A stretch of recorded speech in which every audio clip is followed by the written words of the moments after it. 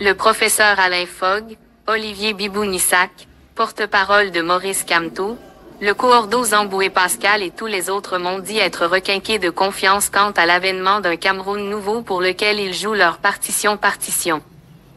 J'ai eu un échange très riche avec Olivier Bibounissac. Nous avons abordé le cas Bruno Bidjang. Le porte-parole du président élu Maurice Kamto m'a alors rappelé que l'État du Cameroun a ratifié le pacte international sur les droits civiques et politiques actant le fait que nul ne doit être inquiété du fait de ses opinions. Le MRC défend le principe de la liberté d'opinion pour tous les Camerounais indépendamment des chapelles politiques, des ethnies, de la religion, etc. Ce principe de la liberté d'opinion est donc autant valable pour les militants du MRC encore détenus en otage que pour tout Camerounais arrêté et détenu pour ses opinions.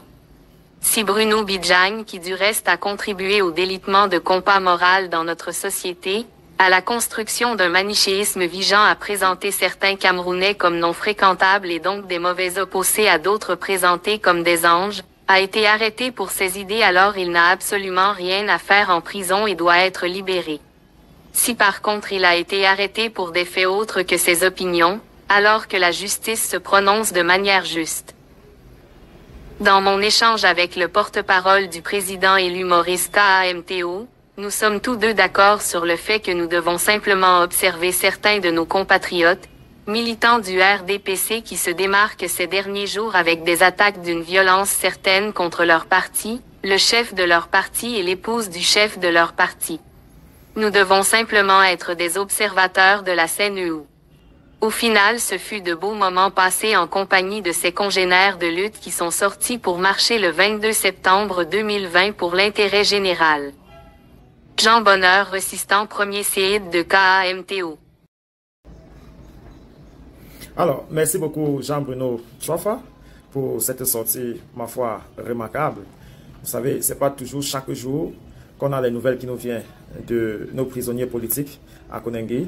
Et c'est avec beaucoup de plaisir qu'on constate que tu as trouvé du temps pour aller comme ça apporter de la chaleur à nos amis politiques, notamment Bibounissac et le professeur Alain Fogg.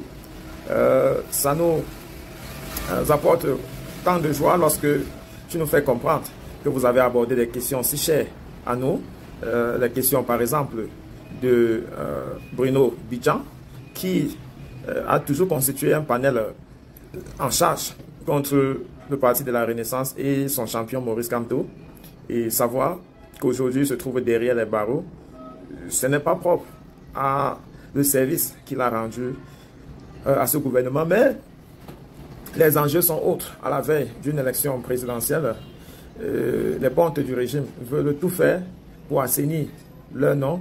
Et donc, cette décision de la justice d'inculper Bruno Bidjang pour des faits liés à l'assassinat du journaliste Martinez Zogo, il y a de cela plus de 13 mois déjà, eh bien, peut également se comprendre dans la mesure où, à l'aube de l'élection, il faut tout faire pour séduire l'électorat. Ce sont de bonnes guerres, ce sont des bons jeux, mais c'est également un message sérieux à les uns et les autres qui passent leur temps à donner l'impression en réalité qu'ils sont plus républicains que d'autres, qui sont plus citoyens que d'autres. Et je me réfère à une lettre que le professeur Alain Fogg avait commis à l'endroit du sous-préfet de Yaoundé 2, en lui rappelant que beaucoup ont été assis là où ils se trouvent en ce moment. Dans cette lettre, il parlait des autorités zélées.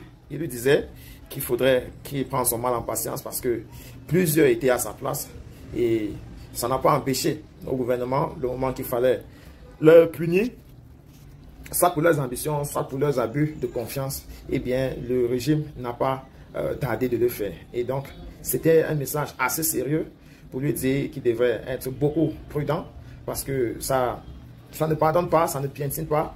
Donc, il est important que ceux qui sont encore sur les communicants du RDPC qui viennent sur les médias pour tout supporter au nom de tout, il faudrait qu'ils sachent que si jamais ils se retrouvent derrière les barreaux pour des faits de lutte interne à leur propre formation politique, comme Jean Bonheur l'a dit, on serait obligé d'observer tout simplement parce que ce sont des mêmes gens qui se combattent entre eux, ce que la doyenne d'âge à l'Assemblée nationale, l'honorable Laurentine Nkoa-Fegué, a qualifié de lutte de positionnement. Donc, dans le contexte de lutte de positionnement, on va avoir de plus en plus beaucoup des Camerounais inquiets, même ceux qui ont toujours pris cause et effet pour l'oppresseur. Et quand je ne dis pas de ceux-là, je dis ceux qui n'ont même pas l'obligation au niveau de la politique, des relations publiques, comme les Français, parce que pour ceux-là, ils ont quand même l'obligation de garder une image un peu claire. Mais il y a des gens que, voyez-vous, ils ne sont même pas connus, mais ils vous empêchent tout de même à dérouler votre programme politique dans les groupes WhatsApp. Ils sont d'un sinistre à nul autre pareil. Ils vont vous dérouler les chapelets pour justifier le commérage qui se dit sur un certain nombre de thématiques. La dernière en date étant Maman Henriette Ekwe, qui s'est véritablement souillée en voulant montrer que le professeur Maurice Kamto aurait participé au lever du verrou sur le mandat présidentiel en 2008.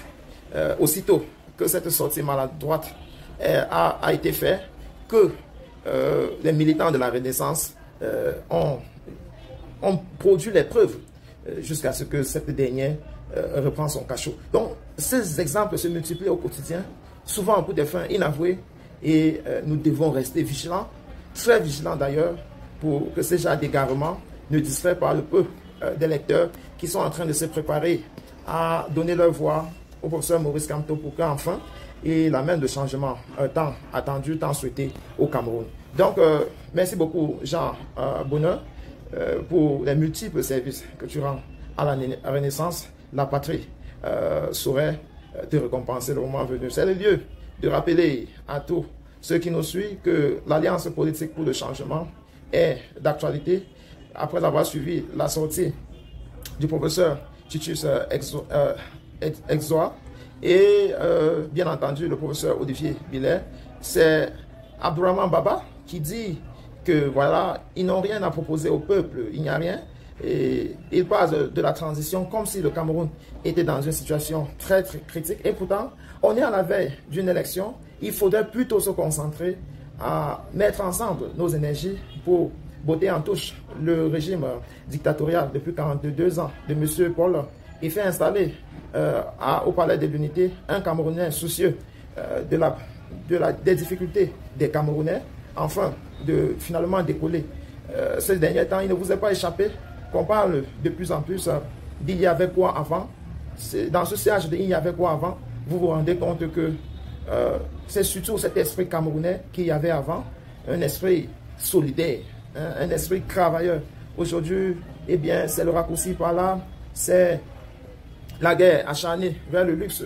L'apothéose a été présentée par la doyenne d'âge à l'Assemblée qui dit qu'on élit les députés pour qu'ils partent s'absenter lors des sessions de plein droit, des sessions de travail à l'Assemblée nationale, quelque chose qui nous est paru, mais alors très difficile à comprendre. Comment on peut élire des adultes pour qu'ils partent défendre les droits de leurs concitoyens? Eh bien, ils partent plutôt, ils sont préoccupés par leur marché, par la course effrénée vers de l'argent, jusqu'à ce que le peuple ait délaissé en lui-même. C'est le lieu de rappeler que notre carte électorale est la seule chose qui va nous sauver de cette situation déjà malheureuse, et nous ne devons pas manquer ce virage décisif qui nous attend en 2025 ou avant. Soyons prêts pour avoir la carte électorale. C'est 5 minutes, vous vous rendez à la branche de l'ECAM le plus proche, et en 5 minutes, même si ça veut le récépissé de votre carte d'identité nationale, vous aurez votre récépissé de carte électeur et vous serez prêt pour voter. Voilà qui nous amène à la fin de cette édition de Jeux Politiques avec Merci. Retrouvons-nous très prochainement pour un autre. D'ici à là, prenez soin de vous. Quoi qu'il arrive, gardez le sourire et bien le bonjour.